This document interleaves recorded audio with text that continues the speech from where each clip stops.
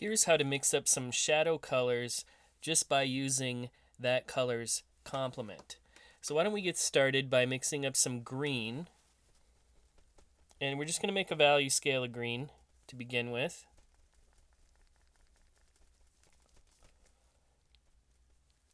Phthalo blue is pretty powerful, so you don't need much of it. And then we're just going to go up the ladder by adding more yellow as we go. You're also going to learn how to mix up a lot of colors for a painting before you even start. So this was a common tactic by a lot of people in art academies where they will mix up a bunch of colors before they even begin. So if they're doing a portrait, they'll mix up a whole bunch of flesh tones to begin with. So now we've got our green, and this is just what we need to start. Now let's mix up some reds.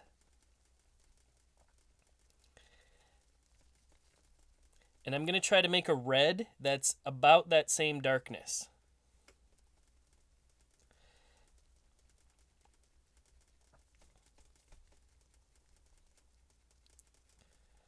So I'm just adding a little bit of black to it.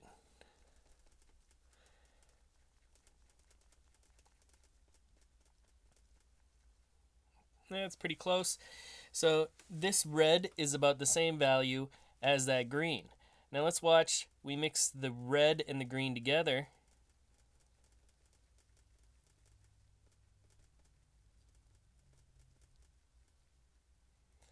And we get a really nice shadow color for that red. So we can do the same thing with this green.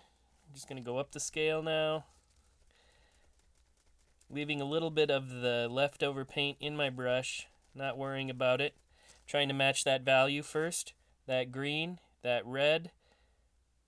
That green's a little bit lighter than the red. So we can bring in a little bit more red here. Red is very bright, but if we look at it under, if we took a picture of this red with a black and white filter on it, we'd see it's actually quite a dark color. Even a bright red is pretty dark. So those are pretty close. Let's mix them together.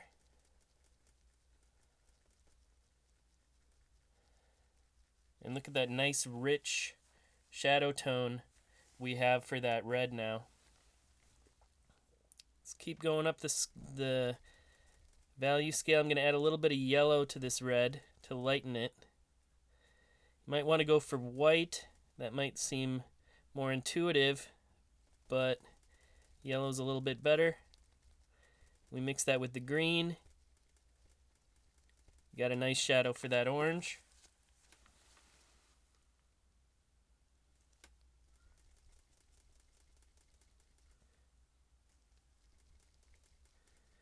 Add a lot of yellow to this one. Hint of white, barely any white. Don't need much white. Look at how much that changes. Mix them together. We got that nice shadow color for that color there.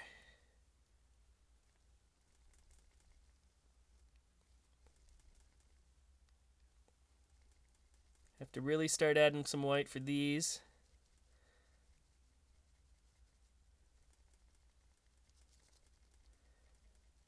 Mix those two, get that shadow color.